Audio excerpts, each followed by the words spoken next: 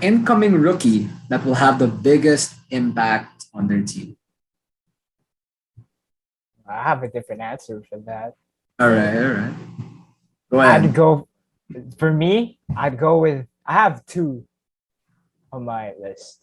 All right, Actually, make it three because all right, all right. I'm gonna go with Cade Cunningham. For sure. Number one pick. I have Jalen Green, For and sure. then I'm gonna go with Suggs. Jalen Suggs. Yes, sir. All right. All point. For All. me, Suggs will be the sleeper among those three. Mm. But rookie of the year per se, I think it's gonna be a tough battle. But the reason why I go with Cade Cunningham and Jalen Green, let's get those two in the spotlight. Yeah. Jalen Green is gonna provide. His ceiling is just very high, especially with the Rockets. He has a high ceiling, and imagine giving Jalen Green that learning curve and then just improving every year and every year, as a matter of fact. And then you have Kevin Porter Jr. He did great with the Rockets. With that 50-point game, a lot Yep. of high praises. When the Cavs traded him to Houston, I think he definitely took that personally for sure. So that's gonna be a fun backcourt. And for Jalen Green, I'm really excited for what he has. Cade Cunningham, I feel like for me, Cade Cunningham, you can build the next bad boys of Detroit. It's just that you just need to find the right pieces. I mean, Sekou Demboya, he's all right, I'd say. But Cade Cunningham, that's their X factor to me. He's gonna make a lot of huge moves. And for me, the sleeper, which I will tackle, Jalen Suggs. Jalen Suggs he's your leader. He's your leadership dude. He's like the man. But the thing is, the reason why I put him as a sleeper is because knowing his skill set, he can shoot, he can pass, but it's gonna contradict to Cole Anthony's role. Yeah. So that's my problem. You have Cole Anthony's your main point guard.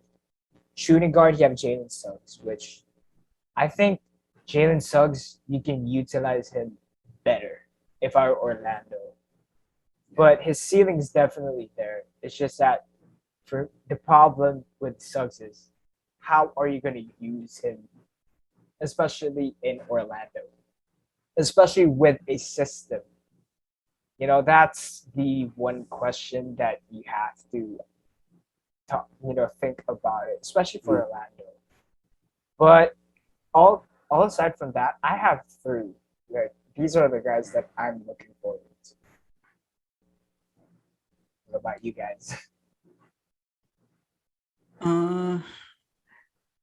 Okay, if I had to go technical with Myko's question, wherein incoming rookies having the biggest impact on their team, I could answer it in like different angles. Like for example, if I had to give rookie of the year, I feel like it would be Cade, because primarily I feel like he could be the man already in Detroit, because Detroit doesn't really have much going for it right now. Yeah, nothing. So I feel like he could come in, guns blazing, average maybe 20 points a game, and he'd be like the star in Detroit.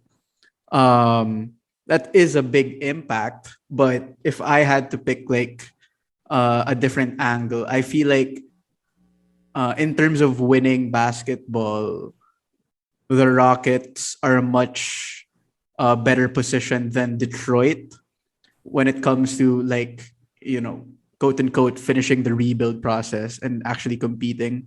I feel like the Rockets are a notch higher than Detroit. And because of that, I also feel like Jalen Green will be so much fun to watch with Houston. And if I had to give like the biggest impact, meaning who could translate to more wins, I feel like Jalen Green is in a better position than Cade Cunningham in that regard. So Rookie of the Year, maybe Cade, who has a better win-loss record. I'd give it to Jalen Green with the Houston Rockets. And in terms of being the most fun to watch, I feel like Houston has a lot of potential. Just to like, one of those teams that you don't really kind of look for, but when you do see it on TV, Yeah. oh, okay, Yeah. I'll stay on this game because like Yeah. Jalen Green and like Kevin Porter Jr., a lot of good young pieces, and the game that they play, it's fun to watch. So yeah, that's how I chop it up. So we got the top two picks. Sure. For sure they would come out. I expected this, but okay. I'll give something like a little like out of the box here. All right, I got two as well. So my first is Jalen Johnson, the Atlanta Hawks. One, because he's a dookie, so I'm gonna give love to my dookies. And two, I mean, we saw in the summer league what he can do as a wing. I mean, speaks for itself already, athleticism and everything.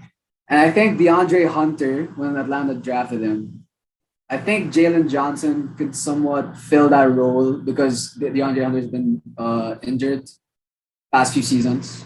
So I feel like it's kind of like Danilo's role. Like Danilo is getting a little old, but Jalen Johnson could be that younger version, more athletic, defensive minded as well. So that could help them in the playoffs. But here's the biggest impact in my opinion. I don't know if you guys know Nashon Highland. He was drafted by the Denver Nuggets in the late 20s. The thing is, he's a point guard. He's a scoring point guard. His nickname is Bones. They call him Bones, guys, because of all the ankle breakers he's done in college at VCU.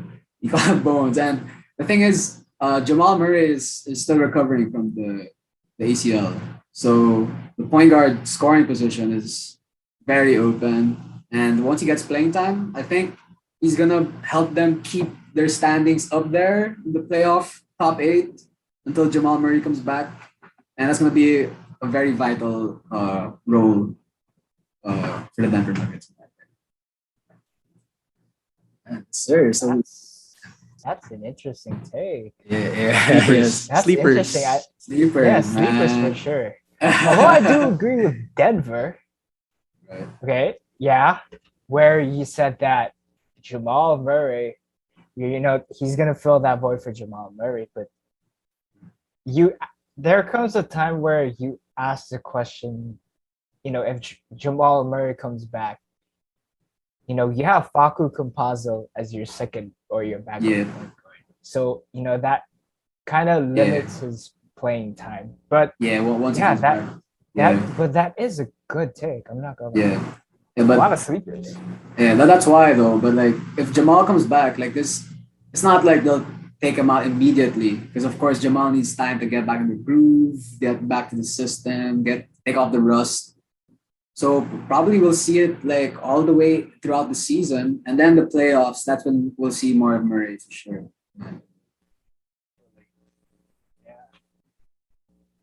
What about you, Al's? Not gonna lie, I do not know those two names that Myko mentioned. Like, I'm not so Sir. much. I'm not so heavy into college basketball. Like, I just probably know like the top picks, and that's pretty much it. I think that's the gist. Yeah. No, Let's because like be I honest, that's also, the gist. like, I don't put rookies like so much pressure on. I don't put so much pressure on the rookies because like yeah, Lamelo was great last season, but I feel like Charlotte is also like a few pieces away from really really competing, and like the fact that a team gets a high draft pick means that they're in the lottery. So like they're gonna be exciting and they're gonna be fun to watch, but it's always going to be a game of wait and see how these players develop. Give it like a few months. The Melo, we don't even know like what he's really capable of because it's only been 1 year. Like I feel like he has a lot of potential. I don't know where his ceiling is exactly yet. Oh, So I try to keep it very conservative with rookies. okay, I see. Thank you so much for watching. If you dig that video, please don't forget to click the like button and subscribe to our channel. And last but not least, don't forget to click the notification bell so you don't miss out on any video.